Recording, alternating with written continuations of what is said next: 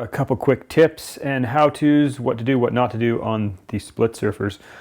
First off, standing on the board on the carpet is going to put unneeded pressure on the hardware here, as well as the hardware on the tips and the tails. We all love to carpet surf, but it's not that great of an idea on the split surfs just because it is hard on the hardware itself. It's not going to ruin the hardware, but you may have to make a couple micro adjustments, such as the adjustments here or here that tighten or loosen those pieces of hardware. All that stuff's totally adjustable, but still it's just a good idea not to stress on the hardware. This is a big part of what holds the board together. It's really important that you set this stuff correctly. Before I send out your board, I adjust this to the perfect length, and then I set this little set screw that's inside here. And that keeps this rod from spinning, which lengthens or shortens it, whichever way, depending on which way you spin it. And again, if you do need to make that micro adjustment, you can spin this to the left or the right to lengthen or shorten, and then you would tighten using your set screw right here. But this should come all set and ready to go for you, but just in case you do, and in case this comes loose and you need to readjust it, that's how you're going to do that. So you put it on its loosest mode, push it far enough in to where you can fit your pin in there, and then you clamp tight. You don't want this to be too tight, otherwise you're just stressing the pin and the hardware, the threads here. So you just want it snug so it holds it together. I'll send the board with an extra clip. You want to make sure you don't lose this clip and take an extra one with you in the backcountry just in case it were to come off of here. It's pretty snug on there, but in case this gets broken or it gets clipped on something and bent, you'd want to carry an extra clip with you. I'll also send a little tool to tighten your set screw here. On the tour up, obviously this goes in your pack. You want to take a special care not to let this get bent or broken in your pack. These are very robust and shouldn't break, but you never know if you were to fall and crash on something and it bent real bad, or you never know what could happen. So it is a good idea to carry an extra one of these, or at least a spare threaded rod that you could use in an emergency or in case you broke that. One thing that's important to note about setting your QR rod up on the volet system is this part right here. There's very small amount of space here.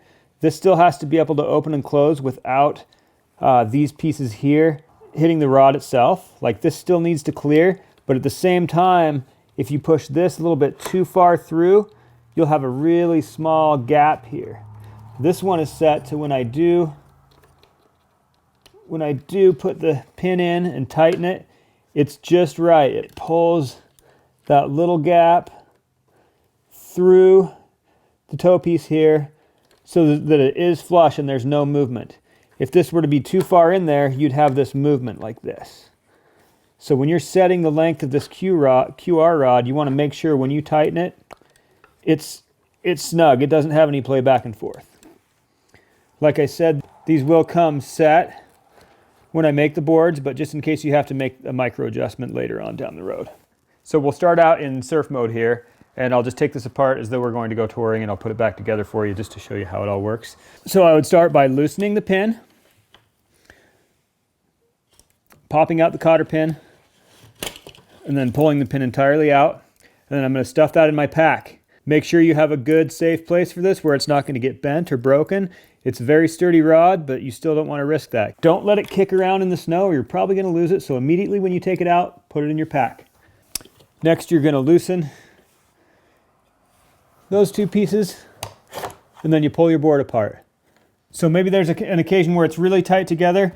In that case, I'll set my boot down in front of the board and I'll bounce the tail, boom, like that, to get it to pop apart. Once in a while, sometimes they'll freeze up a little like that. So now you're going to be in tour mode. So you flip those back. Of course, you swap your skis left and right. And then in this case, this is the spark binding. So you open up the binding. This part goes forward, your foot goes through it. Simply pull tight this side, pull tight that side, snug as you want. And then I always tuck this either in my boot or in the cuff of my snowboard pants. That way it's not going to catch on anything as you walk. It's tucked in, it's out of the way. You're good to go. It's that easy. So you want to line your feet up straight here. You don't want to put your foot in the ski pigeon-toed one way or the other. You want it straight in line with the ski. Otherwise you'll end up walking on the tips and banging the tips of your split board and stepping on your own skis. To get out, same thing. Pull that, drop the heel cup. It's that easy. So we'll go back into surf mode. Position my hardware accordingly. Line it up, slide it together. Lock the tip and tail. Get your QR rod out of your pack. And then you slide it through in its loosest point. Put your pin right where it goes, tighten it, jump on, away you go, you're surfing. For some of the boards may have this spark tip piece as well. They both work great, pretty much the same. Same thing, loosen, pull your pin, pop it out, put it in a safe place in your backpack. Loosen these two pieces, split it apart. Then on this piece, you're going to move those out of the way, just so you have better glide through the snow in your footsteps. And then, if you're smart, you've got our Volet Ultralight Ascent binding. These things weigh like just barely a pound. Amazing little binding here. One little pro tip I like to use is to keep this loop on the outside. Just like that. So you want to keep these little safety tether loops, you want to keep those loops on the outside or they could trip you up while you're skinning up. So boom, there you go, that easy. Same deal here. You open up the binding this way, you slide it in, bring over the heel cup, and to tighten, you just pull these forward, and then you tuck this into your cuff of your snowboard pants, just so it's out of the way again, so it doesn't catch on things, and away you go. Another pro tip, I know some people like to use their ski poles to pop these up and down. That will nick up your board quite a bit, so you can bend down and use your fingers, or if you don't mind the nicks, then you can do it with your pole, no big deal. You can always like urethane that afterwards if you do break the seal on the board. Fold them down, and to get out of this binding again, you just loosen it this way, drop the heel cup, super easy.